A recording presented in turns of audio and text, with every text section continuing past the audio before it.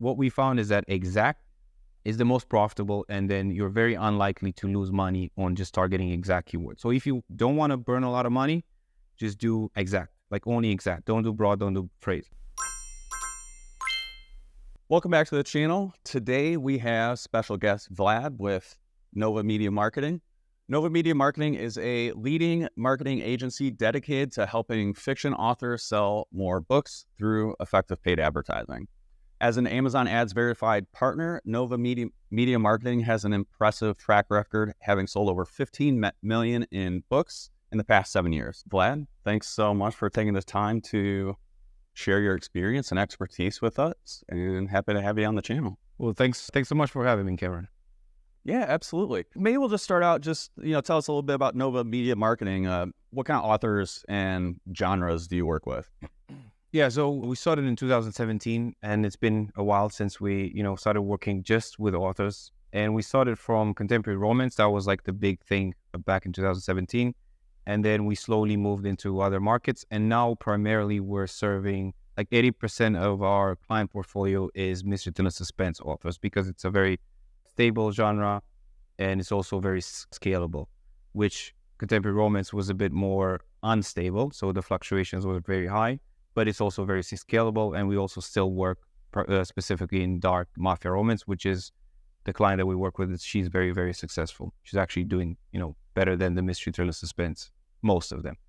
Okay. But yeah, primarily that's the genre that we focus on.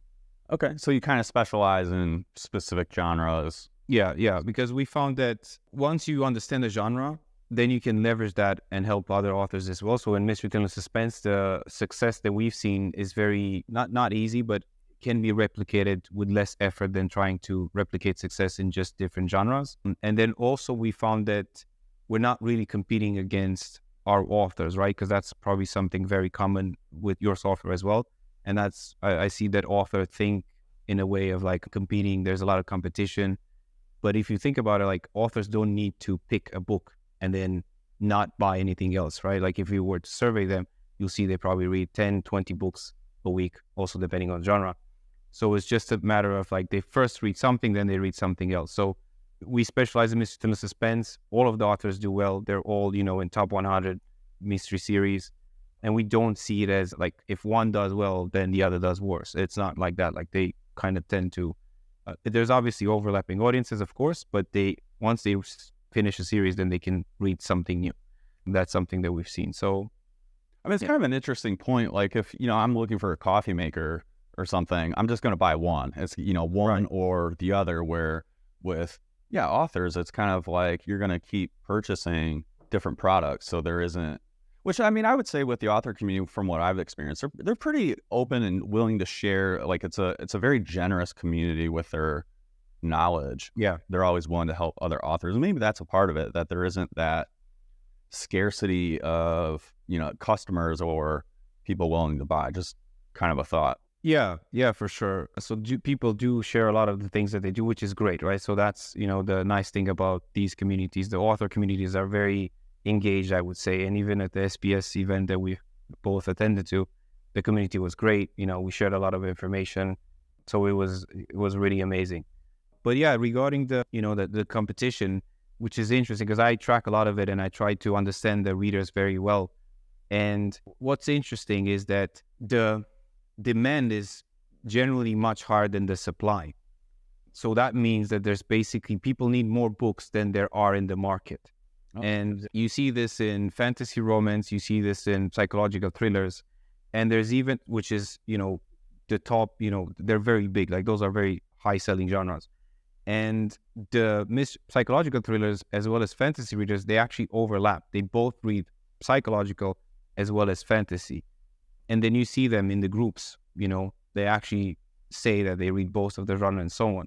So it's interesting because that kind of tells you that if you're a fantasy author or a psychological thriller author, there's a lot of books that you can sell. So, competition is not necessarily a concern that we have because there's so much demand that actually people read everything in fantasy and then they go also to psychological thriller to read that also, right? So that tells you that there's way more room to sell in any of the genres.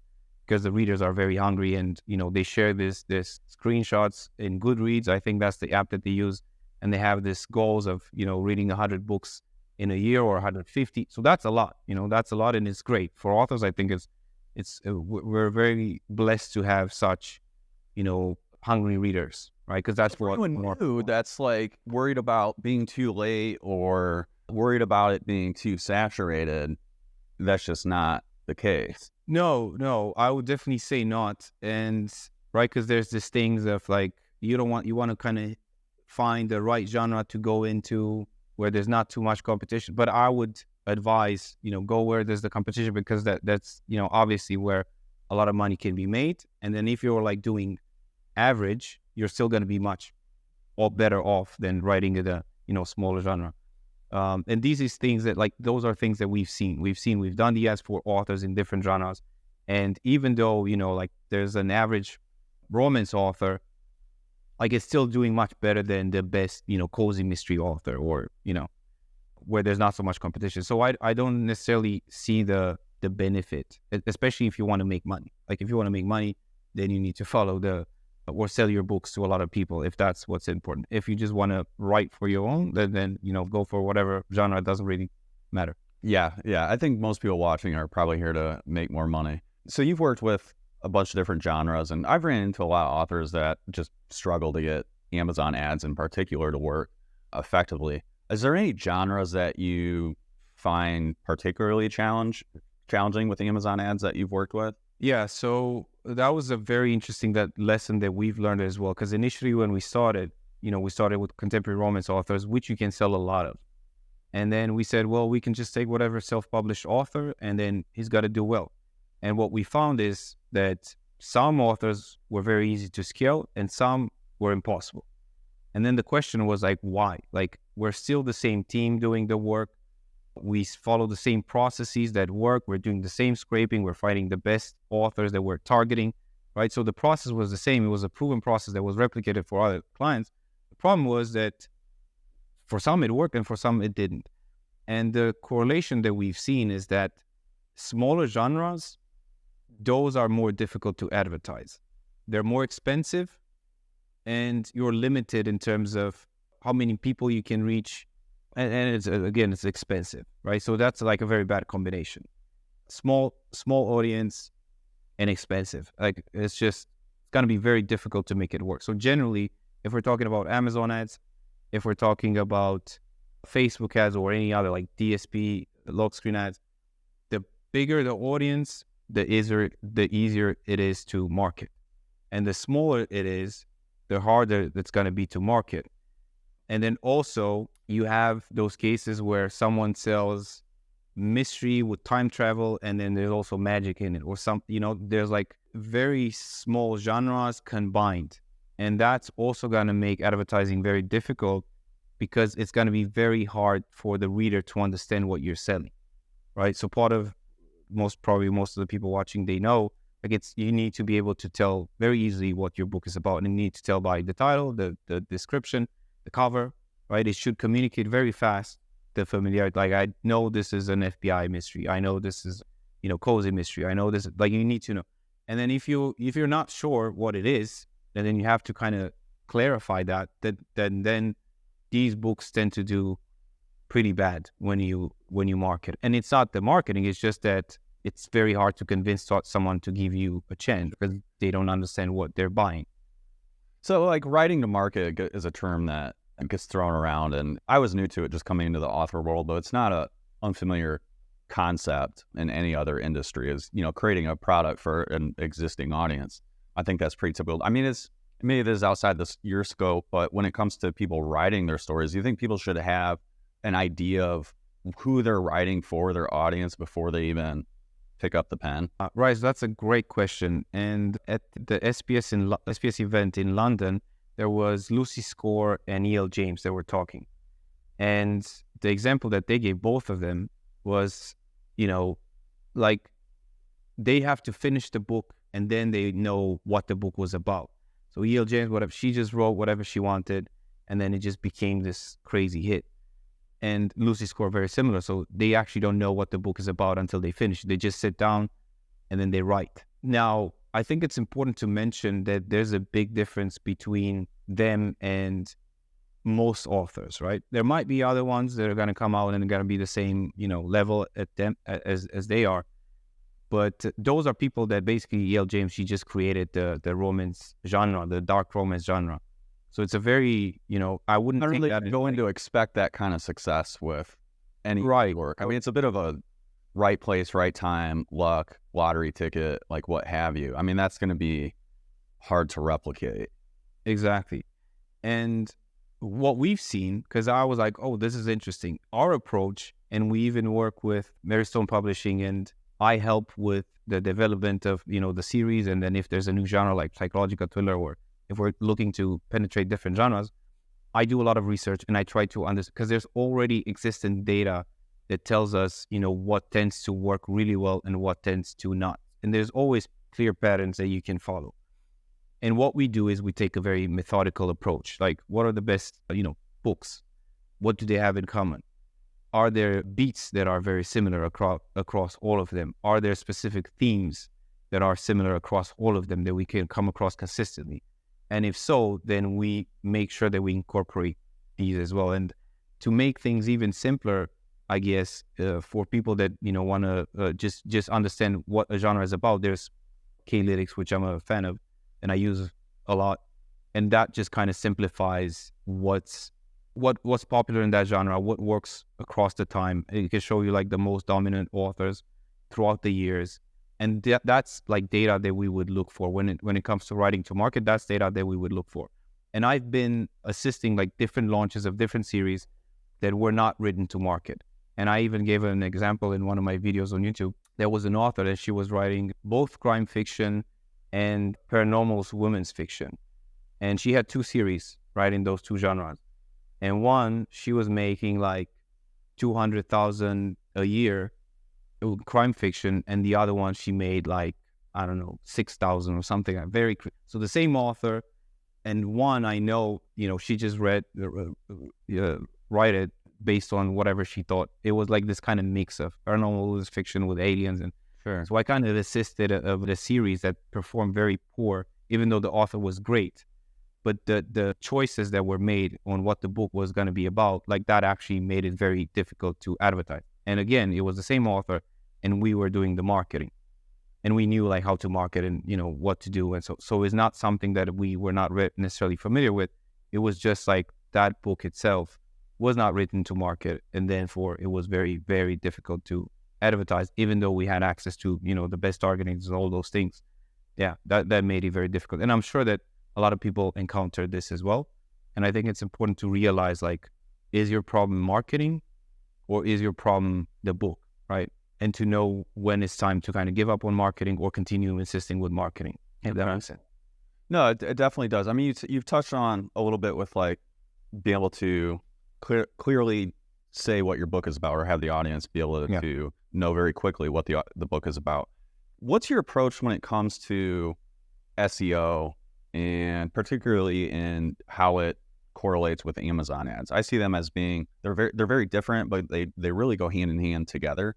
When it comes to like these books that have multiple genres or cross genres, what have you, I guess there could be an argument to where, well, I can, have more search term traffic because I can use more variety of keywords to hit both genres.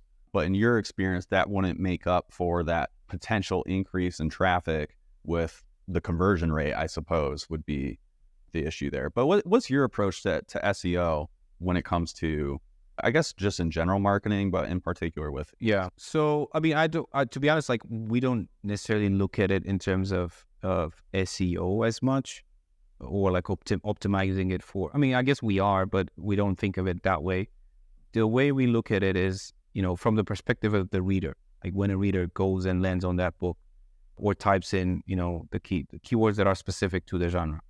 So we've learned that there are specific keywords that like are descriptive of a genre. So you have like psychological thriller. So you have body found, girl missing, detective, private detective. Like tropes within a genre. Yeah. So those are all keywords that you want to have in your description there for two reasons. One would be, as you say, like SEO. If there's like, for example, for mystery, the most search word is like mystery series. Like that's so obviously you want to have that there. Like you want to have that in the blurb. And you want to have it like either under a form of a review, which, is debatable because you're not allowed technically to have that in your review, in your blurb. But you can say like this mystery series, is the best or whatever. Like you can just incorporate it in like the blurb. But we try to have like keywords that would make it super obvious what that book is about, and keywords that are used on the best-selling books in that genre, like the books that are iconic, because then it that just clarifies or reinforces the reader that this is the book that they've been looking for. And oftentimes we actually even include these very popular authors or the name of the series. So if you like this author or this series, then this is very good for you. Again, that just reinforces again, that we're selling the same thing that they already previously read. And also that, if they're searching for that author that we have in the description or that series that we have in the description, that just kind of like, that would be the ideal case where they're looking for a series and then they stumble upon it and say, oh, that's actually something similar. So we kind of just look at it from the perspective of the reader. Like if they were to be new to the brand, we need to make it very obvious for them that, this book is for them. And it's very interesting also the fact that you have the book one in the series. Usually that's how people, find out about a new author. You need to be aware, like, what's the book that is bringing people to your brand? And then the other ones, then your blurbs can be a bit more optimized towards the current readers rather than new readers that don't know. So it's a different kind of approach to the descriptions, I would say. Yeah, I mean, I think that's interesting compared to, I get the fortunate to work with all sorts of sellers that sell all sorts of products. And it's almost like a focus on the detail page conversion rate over the SEO optimization, where, generally I would say it's to increase sales, it's a lot easier to increase traffic than increase conversion rate. And a lot of that's done just through having more keywords in your, throughout your listing, whether it's an A+ content or backing keywords in the case of KDP, so that you can your index for more search terms. But maybe what you're saying is like that can hurt you in some ways if you're trying to, I don't want to say stuff keywords, but have keywords that maybe are a little bit not as like on the nose for your book. Would you say that's the case a bit? Yeah, so now that I mentioned it, I think an important aspect that I need to mention is that we do focus a lot on traffic, right? So we sell the books with that. So for us, that's way more important. Like we probably get 80 to 90% of the sales because of marketing rather than SEO. And then we have the algorithm that kicks in once the books are doing well. But if you were like an author that is probably not, like you need to be aware, like if you're not advertising as much, then probably SEO, because it's just doing the sales, right, without advertising, that's probably something that I would maybe focus more heavily on. But if you're doing more ads, which we are, then I want the book to be optimized for that, right? So that's why I said like we're not necessarily as optimized, or we don't think about it as SEO as much. Just a lot more focus on the ad. Yeah, it's like we want to get the reader on the page, and then on the page we want it to be very obvious. Like when they land there, it needs to be very obvious what that's about.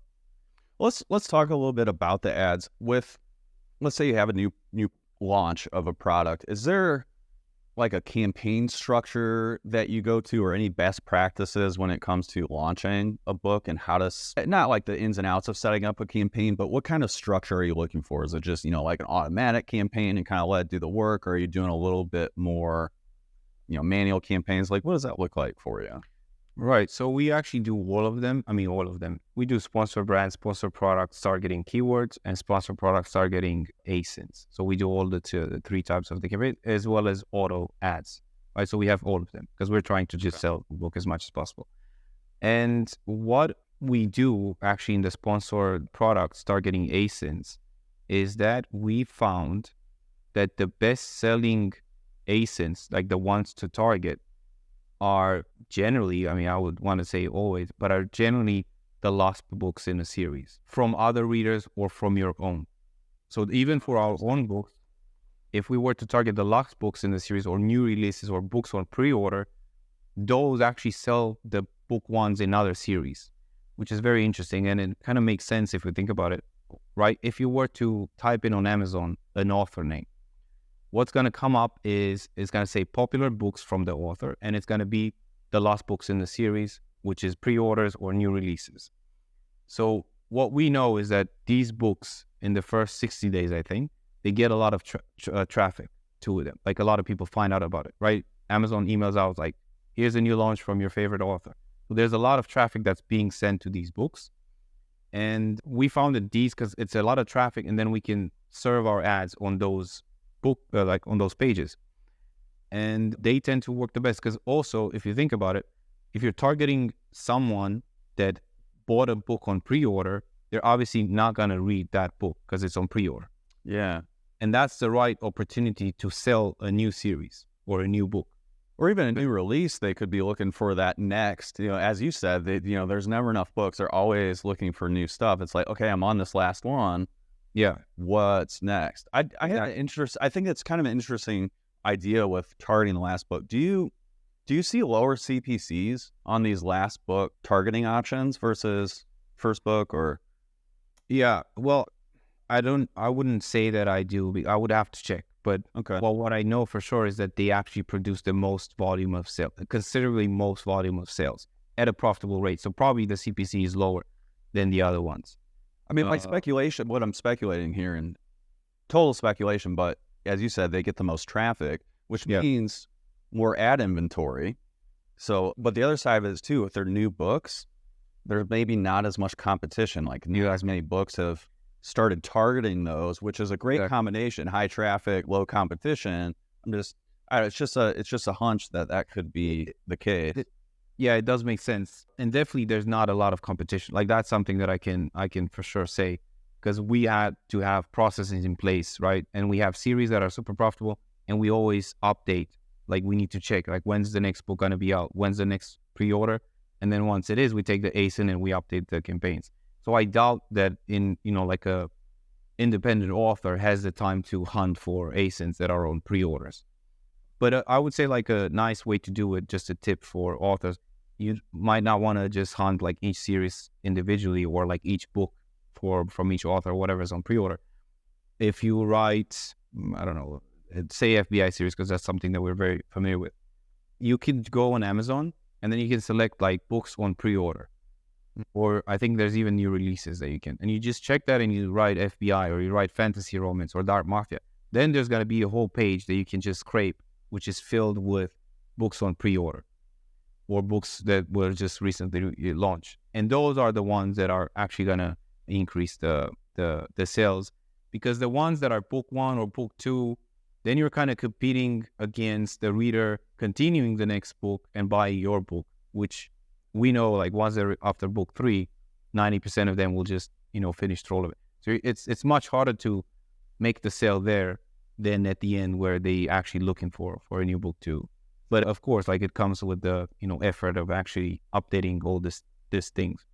Yeah, I think that's a really interesting strategy, and I can see where it does take time. I know at least one author that just hires that out. They have a full-time virtual assistant. That's their thing, is just look for the new stuff and update the ASINs with the campaigns. But I can see a lot of benefits to doing that between, like we kind of talked about, high traffic and maybe the lower competition, where you have these books that have been out for a long time, especially these well-known series, where you're going to have a lot more advertisers that are already targeting these. They're in the algorithms more with automatic campaigns. Because with product targets, I mean, there's only so many ways that you're going to target those. Either you're going to have that exact ASIN that you have in there, or a category target, or an automatic campaign that will target those automatically. And that's pretty much it. Yeah. So I love that strategy. One of the challenges I run into that I'd love to kind of get your thoughts on is one of the most common things I hear talking to authors and trying to get Amazon ads to work is getting their ads just to spend, especially with a lot of authors are also advertising on Facebook, and Facebook will just take every single dollar that you throw at them. Doesn't matter what it is. They're going to find someone to put your ad in front of. Whether they buy it or not, it's another story. Amazon is a completely different approach to that, where they won't serve your ad if they don't think it's going to sell. What's your approach when you run into this scaling and trying to get ads to spend? All right. So that's obviously, a big struggle that everyone is having, right, with Amazon. And then the thing is, like, they even start spending, and when they do this, it just burns through money, right? Like, that's the average experience of an author, like, setting up their Amazon ads, which you can imagine is horrible. Like, you're not really getting sales, and then you go to Amazon and you're spending money and you're not getting anything back. And the way we've figured out how to get Amazon has to spend is just by increasing the bid, right? So that's what we do. Like, if something doesn't spend, then we just increase the bid by 30%. If it still doesn't spend, we increase bid by 30%. And that's just how, it's like a rule that now we're using with your software, right? So if something doesn't spend, because ideally what we want to find out, the way we think is, there's all these keywords, there's all these ASINs. We want to know which ones of those ASINs or keywords are profitable. The way to do that is you have to get them to spend. And once they spend, we usually spend like $3 on each keyword or ASIN, which you can imagine, like, that can be quite profitable if they're not going to sell. So that's why it's important you have your book. You say $3 like per click? No, like, they just need to spend $3. Oh, okay. I gotcha. And the reason for that is because, like, if the book is $2.99 or $4.99, they can maybe spend $2 and there's no sale. But then once it hits $3, maybe they get a sale, and then it breaks even, and then it can actually be profitable. So our approach is, like, we actually just test, because again, like, our goal is to sell as many books as possible. So it's not like necessarily a conservative approach, because we're more like, we just need to find out whatever is profitable and then keep it and then maximize it. I'm glad you brought that up as it not being conservative, because there are different approaches, and I think a lot of it has to do with budget, right? So you're coming into ads with a budget, and your approach is to spend and find what's working. And correct me if I'm wrong here, by testing a lot of different things. Do you feel that there would be a different approach someone should take if they don't have the budget? So someone that is new to PPC, someone that this is their first book they're advertising or series, what have you, but they're new to this, they're launching.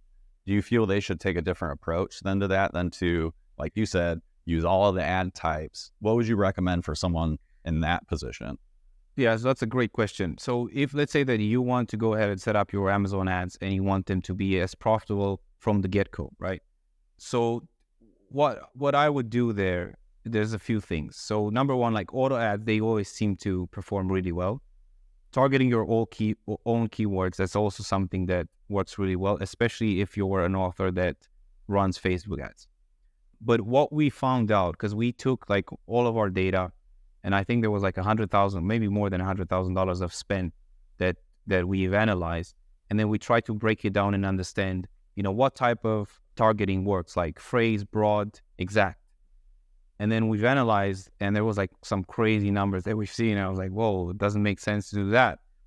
And what we found is that exact is the most profitable, and then you're very unlikely to lose money on just targeting exact keywords. So if you don't want to burn a lot of money, just do exact, like only exact. Don't do broad, don't do phrase. Can I just interrupt or interject here with the exact match? Where do you get those exact matches? Is that coming from, say, an automatic campaign, or is this where you try to do research, keyword research, and try to guess, or maybe that's not the right word? Yeah, so there's a few ways where you can get it. So number one, like, obviously that could be names of series, names of authors. So that's always something that we target, right? So scrape the top 100 in your genres, get the series names, the title names of, the book, as well as the author name. So those could be exact. So people that search in for the exact keyword of, that author, that might work well for you. And then also, if you have previous data, then that's something that I would also look at. I'm not sure how to explain this, but there's like a tab where you can go in targeting. There's also search term. So usually search terms are the basically things that you want to target exact, because that's what they actually look for. Another thing is, if you were to check out K-Lytics, I bring it up again, but they actually have, for each genre, they have the highest volume search terms in that genre. So that's something that you can just take and then put it in your campaigns and target, right? So yeah, that's basically how I would go about it. So yeah, hope that answers it. So exact matches, automatic for someone new to advertising is what we were talking about. Those are kind of the two. Yeah. And then the second one, which is phrase, and then it's broad. Broad's the last one. Like broad's the one that burns the most money and can spend the most. So exact doesn't spend a lot, right? It doesn't spend a lot, but it's profitable. Phrase, it actually has more scale. So with phrase, you can scale more, but it's not as profitable as exact, but it's okay because it can still scale. And broad spends, it's the most scalable, but it's also the highest burner of money. Like that's the one that you basically want to go the last at. And what I would do is I would start with exact, and then I would analyze, the exact words, and then you will find the search terms that they do, and then I would do the search terms, and I would add them into phrase as well as exact. So whatever are like your best keywords, then I would take those and put them into phrase also, so that I'm more likely to perform really well. I think that's a great approach, and it's especially if you look at your search term reports, which please do. Everyone should be looking at their search term reports. For sure. You'll be surprised what people are typing in, but not just what they are, but how they do, like the different combinations of words or the orders that they put them in. So all the types are useful in capturing all that traffic. It's just they're each going to have their pros and cons. I think you kind of hit it. The broader ones are going to have more scale, but potentially spend more, have more wasted spend.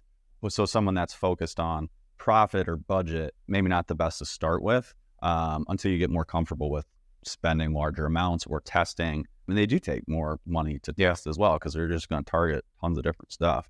I want to talk about what you mentioned with, for someone that wants to come out of the gate just being profitable. KDP sellers, particularly with Kindle Unlimited, this can be really challenging just to analyze what's profitable. They have a lot of unique challenges that other sellers don't face. Things like the 14-day attribution window with page reads for your estimated royalties, the ACOS and ad console, where it's pretty much useless if you're doing KU because it doesn't incorporate estimated royalties at all. And then there's things like series read through, and if you have a large catalog, cross catalog purchases, it can be really difficult to measure profitability, but just what the impact your ads have on your overall income. My thoughts is that there ends up being a lot of value that comes from ads on the back end that are indirectly from ads, so there's not attribution for that. An ad console, like say someone buys book 3 of your series organically after buying, clicking on an ad from book 1, and they've gone through the series. There's a lot of those issues with Amazon. I know this was kind of like a long-winded way to to phrase this, but do you have any strategies or approaches to, I guess, just evaluate like what, how do you measure the impact that your ads have on your income? Right. So that's a great question. There's a few things that I would actually like to touch on here. So you want to see which, what's actually working, what's not. And I would say that trying to be conservative, like that's a very bad strategy for growing a business, an author business. Contrary to whatever, like it sounds, contradictory. It doesn't make sense. It's like, well, I just want to scale. But the thing is, like, if you're going to be conservative, you're going to be missing out on a lot of things that will make you money in the long term. So you're not giving enough time to things that could work. So you're turning them off. So you just said no to like a very profitable, keyword that could actually make you loads of money. So that's the downside of trying to, like they should start, like the keywords should start and should make you profit. Well, it's not how it works. Usually you just have to accept that it's gonna, be expensive, be a bit more expensive, but it's gonna get better, with time. If you're playing the long game, right? Then you have that's just how Amazon has. Like if you start them, like they're gonna lose you money, and then you just optimize them. But you have to be patient to understand that that's just how they work, and you're gonna get the rewards further down the line, as long as you're trying to sell this book to as many readers as possible.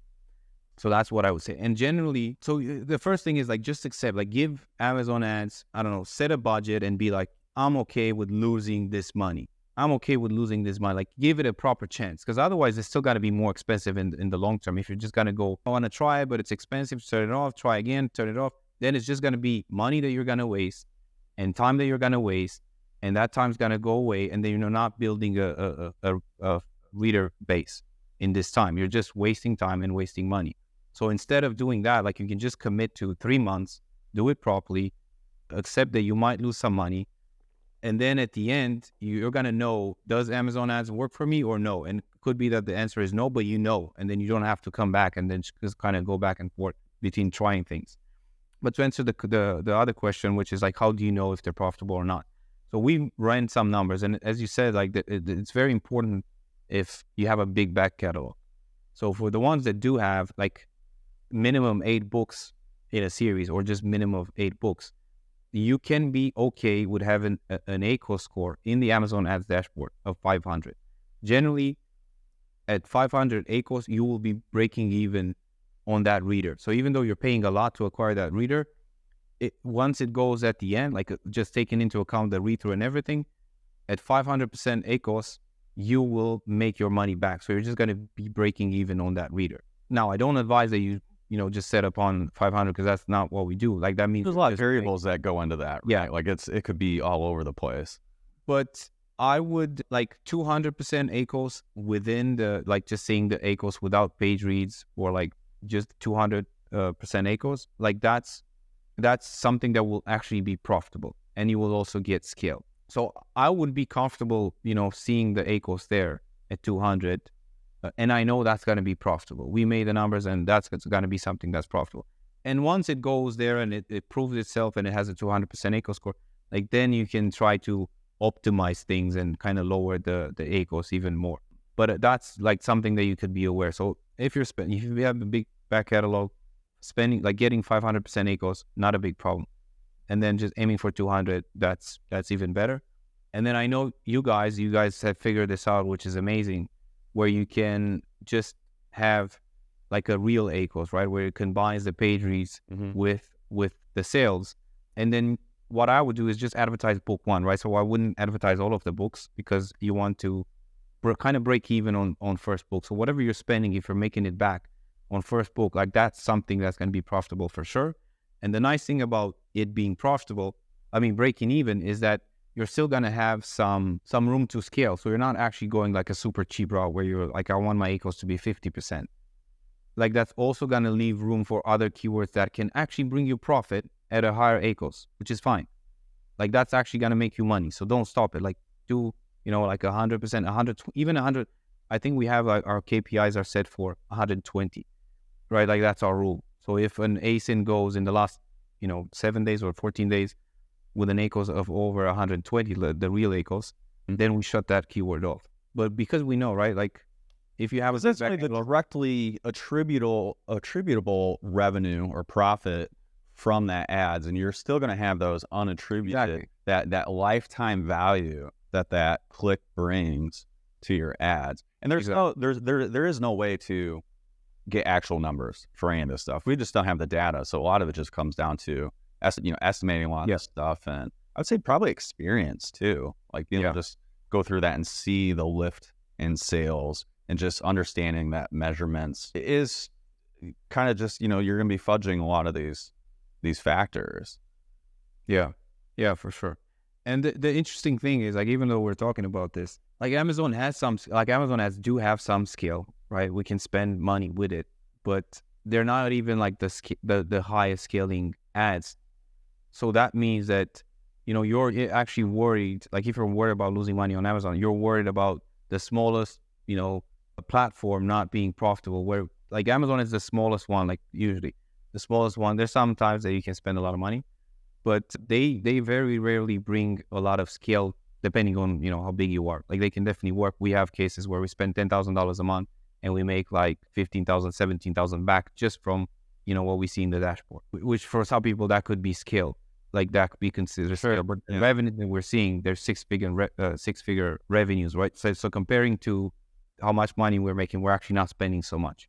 So it's a very small portion of the budget, if that makes sense. No, yeah, everyone's going to have a different idea of what scale is. Someone new that feels like $100 a month is a lot of money. And that, we also kind of started there. But as you, move along your author journey and advertising journey, you can keep increasing your budgets. Yeah, I definitely. That's a very interesting thing, because we we take on clients and they're usually referred to us. And when they come to us, they're very conservative about their budget. And they're like, I just want to spend 11% of my revenue on the ads. And what that usually leads to is whenever the business makes less, you spend less and then it just goes down, right? Like that's where it's going to lead. Yeah, especially on Amazon. I mean, that's certainly an effect. So there's a sales velocity is a common term for it, but where, as you sell more, they're going to reward you and you keep selling more. But it goes the other way as well. As soon as you start spending less, your competition starts selling more, you decrease ranking, and it has a snowball effect of declining sales. So that's certainly a concern to have with, if you want to, test lowering your ads, it's not a good idea. We tried it also. So we tried it. We said, like, if we were to advertise less books, maybe the other ones will be more scalable. We stopped them and then everything went down and now we're struggling to get it back up. But going back to what I said with the client. So we recently had a new client and he seemed very concerned with how much we're spending, which he should have been, because like he had only 5 books in the series. So the series wasn't super profitable. But his business for the past 4 months before he came to us was just going down. And he's like, Vlad, we need to fix this. It needs to go up. I'm like, sure. We've done it for a similar client in his same genre. And we knew like what we need to do. We knew the targeting. We knew everything. And then we started the ads. And at the beginning, they were not as profitable. We were just spending a lot and they were not profitable. But we knew, and he was concerned. He was like, I'm not so comfortable with this ratio. I usually try to stay between like at 11% of what I make. And I said, look, we understand it's got to be uncomfortable for you, but like, this is what we need to do. Like, if you want to push through and see this business going back up, you need to spend more money. And the price that you're paying on that is lower profitability, which is normal. Like, because the business is low and then you're going to start spending a lot of money. You're going to push it. And then that's going to eat from the profits. So the profits are going to be much smaller than they were before. But they eventually, month 2, they will come. Because you're acquiring more readers, and then book 2, book 3, the back matter, like everything goes up. I have a couple of points I want to touch on with this that I find interesting is when I launch a product, I'm looking at a 2 to 3 year time frame before even really trying to be profitable. But for it to really reach sales potential, it's a combination of having to be aggressive in advertising. I'm not trying to be profitable with advertising. It takes time to get reviews. There's this product life cycle that every product experiences. What do you see what is that time frame you look at for books? And the other part of it, maybe you can answer with that is what portion of income or profit should they be spending on ads or marketing just in general? And does that change over that time frame? Okay, can you repeat the first question? So just like when you're launching a book, so like my example is when I launch a product, I'm looking at a 2 to 3 year time frame before I'm trying to be profitable directly from this new product. What does that time frame look like for you with books? Is it, you mentioned you're not trying to be directly profitable month 1. Is it, is it a year? Are you looking at like a 2 year time frame as far as like this investment goes? Yeah. Well, I think with books is a bit different. So you can actually be profitable from first month in some cases, or second month. So the time frame is not as long as a year, right? So it's much shorter. But to be more specific in terms of like how much time does it take to see the sales picking up? And essentially what we're talking about is like, how much time does it take from once you start making money in the first book or like one book in your catalog, how much time does it take to see the sales rise in the other ones? Because this will dictate how fast you're going to make money.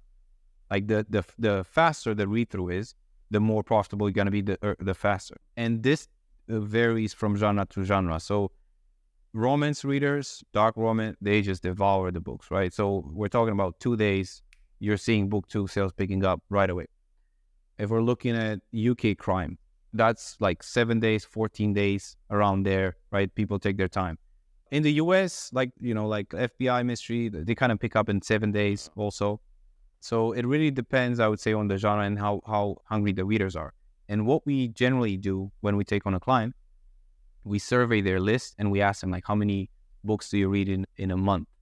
And that kind of gives you an understanding of what they're capable of reading, like how much do they read in a week.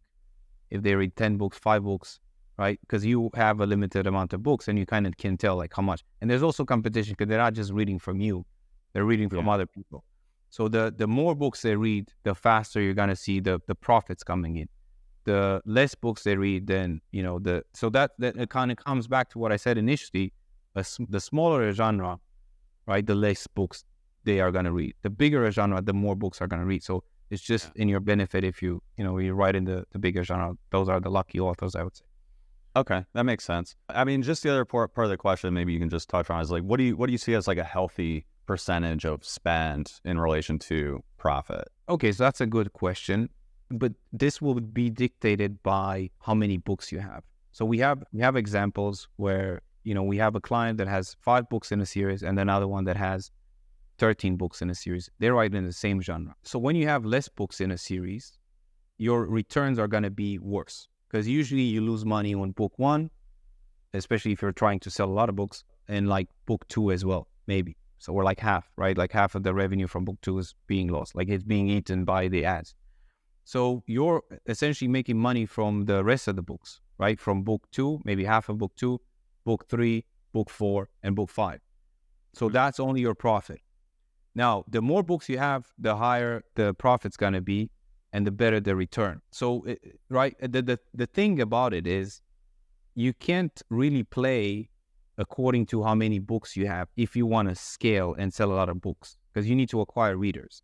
So if you're smaller, you don't have so many readers, I would still advise, like, act as if this is a 13-book series, because they will be out eventually and you will make the money eventually. It's just not going to be now. So your returns are going to be worse in the short term, but in the long term, you're actually going to make more money if you treat this as a big back catalog. So if you have 5 books in a series, or 3 or 4, you need to, what I would advise is like, try to break even on book 1, or maybe lose a bit of money, depending also on the genre. If you're a fan in total, like not just directly from the ads, but just from all the income they're getting from their book sales. So just book 1. So I'm talking about like, sure, if you're spending $200 on book 1, like if you were to just make back $200 in book 1 revenue, that would be amazing. And just try to stick with this. So then you're always going to be profitable from the rest of the books in the series. But sometimes we lose more, but we know why, because we're just playing the long term. So we can, spend $500 a day to make $250 a day. If it's a long series, it doesn't matter. Like the money's going to be there. We have cases where we spend $800 to make $400. So we're losing $400. So some people might say, well, it's more profitable to not lose so much money. Well, if you actually run the numbers, it's way more profitable to lose the numbers, because the readers are going to be there. Like if you acquire them, especially when you have a launch, like that's something that we've seen with authors. They came to us, they don't advertise as heavily. Then when they start working with us and they do the launches, they just go up, like they explode, because there's always like new readers coming in consistently at a high pace. So they're hungry. They just finished the series. They're new, and then they pre-order right away. And then, so there's like, it has like and then, gets the book higher in ranks, and then more people find out of the book. So it's kind of like a snowball effect that kind of happens. But to answer the question, like whatever you are, like if you're a smaller author, like breaking even on book 1 is always a good idea. Making a profit on book 1 is not a good idea. And I tell you why. Because in order to make a profit on book 1, you need to play it smaller. And when you play it smaller, you're not acquiring as many readers. And if you're not acquired, like you will make more money in the long term if you generate, the more revenue you generate in the first book in a series, or like the book that's acquiring the readers, the more revenue that's being created there, the more money you will make. If you play it small, like if you want to make a profit on book 1, that will force you to stay small. And if you stay small, you're not acquiring the readers, you're not growing your fan base. And that's costing you a lot of money in the long term. So even though it seems profitable, like I made some profit on book 1, you're not actually making profit in the long term. You're just like, your business is slowly dying. Amazon seeing, oh yeah, this is okay book. We're just going to prioritize other books, and that's it. Whereas if you're consistent with advertising, you're maybe losing money, but you're holding good ranks. There's a lot of reward to that. And Amazon likes the consistency and seeing a book just doing well. Absolutely. They only care about selling as much as possible. So being as aggressive as possible, which is a strategy I fully endorse, especially for someone new. We're kind of getting towards the end here, so I just want to touch on it. I hear a lot of people saying, like, don't advertise until you have X numbers in a series, 3 books, 5 books. Do you agree with that, or can you start advertising on book 1? That's a good question. If you're like a completely new author, then I would still if I have just 4 books or 3 books, I would still advertise book 1 and try to break even, because that just allows me to sell the most books that I can at breaking even. So I would always do that. It doesn't matter if it's 2 books, 3 books. I will just sell as much as Amazon allows me to sell, and then break even. And then what we generally see is that it actually does help with the conversion when there's like 4 books out or 3 books out, because readers see like, oh yeah, it's a series. I like series. I will buy it. If it's a standalone, it doesn't really matter. But if it's a series, they like series. That's what they expect. So probably it's not going to convert as well. But I would always try to break even on book 1. And yeah, like especially if you have a different series. Let's say that you have 2 series and you just launch one, then I would just treat that series as it has 8 books or how many you planned. Got it. Like that's what we actually do. Book 1 goes out, we just try to spend as much as possible and try to, acquire as many readers as possible, because we've seen this many times. The sales will come. The sales will come eventually. So we're not really concerned about losing money. But yeah, maybe scaling, right? Like the scaling would be at 4 books. Like trying to go harder on ads would be at 4 books.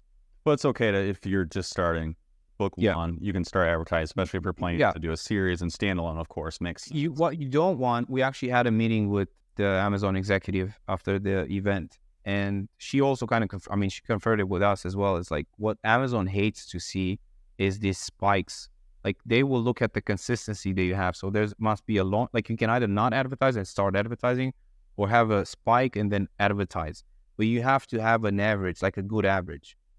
If you don't, if you're just going to say like, I'm not going to spend and I'm just going to leave this book, making $10 a day, $5 a day, that's a very bad approach, because you're just establishing yourself a rank for Amazon, like a grade that book is not necessarily that good. And then when you try to sell it after 4 months that you haven't been advertising it, you're going to get better results if you start advertising in the beginning compared to like just letting it get a bad rep and then advertise it, right? Because there's some information that's being built in the back. Sales history, and Amazon likes data on the sales history, and knowing that a book's going to sell. That's like the only thing they care about is selling as much as possible. So they prefer the books that are selling as much as possible. And I'd agree. Like Amazon ads is almost table stakes these days for really any product, and it makes sense for a lot of reasons that Amazon pushes it. Yeah, and I kind of sum up sort of what you've been saying is just being as aggressive as possible with ads and write more books. If I had to like kind of sum up advice. The write more books is also very important. What I would say, since this is ending, one thing that I do, because we work with authors, they come to us, we kind of know their history, what they do. With authors, like they have to write and market. And the problem with that is like, in order to make Amazon ads consistent, they have to be, like they not consistent, but work. They have to be consistent. They have to check in, turn things off, see how much is spent, like do all these things. And we used to do it as well. We had, like someone full-time just turning things on and off. But the nice thing about MerchJar is that you can use the rules that we've created. I'm not sure if they're available to everyone, but we already can make them available if you're open to sharing. That's for our recipe world, that would be really exciting. So you can just, right, like as an author, you would just come in, put in your keywords, and then you would actually just apply the rules and they would work for you. You wouldn't have to come in and do anything. You would just have to let the rules do their job. So it's just like having someone just going in and checking, right? It's just rules. Like once the spend goes after this, you turn it off. If the ACOS is like this, you shut it off or you let it run. So I think that's a big problem that MerchJar is solving, which is the consistency that authors don't have. And I wouldn't probably even have it, right? Like if on a like things happen, like life happens, you have this, you have a launch, you can't always pay attention to Amazon ads. Instead, you just get the software and that just kind of does things automatically, the same thing a human would do them. Only you just don't have to, check on him because the software is doing it anyway. So much better deal. I'm glad you brought. I was going to ask, but I like the transition, the organic transition without having to bring it up. Right? I was going to just ask what maybe your favorite feature was, but it sounds like recipe automation. Yeah, for sure. Well, I appreciate you bringing it up. Where can our audience find you to learn more about your marketing agency? And is there particular authors that would be a good fit? Do you only work with like kind of a specific level of authors? If you can share that, we'd love to share that with our audience for anyone that's wanting to learn and work with you. Yeah. So they can find more about us at novamediamarketing.net. Okay, we'll have that in the description. Yeah. And yeah, we do work primarily with mystery, thriller, and suspense authors. So any thriller, mystery, FBI mystery, psychological thrillers, like that's something that we work with. We also work with dark romance authors. But mystery, thriller, suspense is very easy to replicate. We have a very high success rate in that genre. So that's something that I'm very confident that we can help. With dark mafia romance, we also have we work with Niva Tai, and she's very popular, and that works super well. Like she's doing really, really well. But she's the only one we have in dark. So primarily mystery, thriller, suspense, and dark mafia. That's something that we work with. Unfortunately, we don't have spots open until September. So in September, we have the last clients that we're onboarding. They already signed up. And November, we're probably going to onboard new people. Okay. And we want to make sure that the reason why we don't onboard people over others is because like we can just basically mess up whatever. So we want to focus on the clients that we take on. Once we know we've, started and they're getting the right results, then we go ahead and take on new clients. Otherwise, it can compromise the results that we get for our current clients. So if, you're Nova Media Marketing and then you want to check out, you can read and see the results that we have. You can just apply for a session and leave the information there. And we're going to be able to, get in touch with you or jump on a call and maybe schedule you for, like if it's a good fit, we can schedule you. I love that you only work with authors that, you feel like you would be a good fit for, you can help. Is it new authors or is it already established, just to kind of set the expectations? We generally work with established authors because there's a lot of information that we can, like if you have 4 or 5 books, then we know like if that's going to work or not. If you have one book, right, we're taking the gamble that it's going to work and it might not work and then it's just not going to work for you or for us. But if you have one book, we might, help you with some suggestions on what to do until then yourself. And then once we see that, things are going well for you and you're stable, then we can take you on. Because we don't want to take someone on that we think it's not scalable. We had cases where, they had a series and they kind of seemed okay, but they had a problem in read-through. So from book 1 to book 2, they were not just continuing. And the problem with that is like, there's not much you can do to fix it. You can change the back matter, but if it's a thing in the book 1 that like, it doesn't matter how much we do in terms of selling the book, the people are not going to read the rest. So you're therefore not going to make the profit. So yeah, so that's something like we need to see the metrics and make sure that this is something that could work for you. Otherwise, it just doesn't make sense for any of the sites. Okay, great. So for anybody that's looking for help with their marketing, we'll have links in the description. So check out Vlad and Nova Media Marketing. Vlad, thanks so much for taking the time to share all your insights and expertise. And if you want to learn more about them, we'll have the links in the description. And to our audience, thanks for watching, and we'll see you in the next video.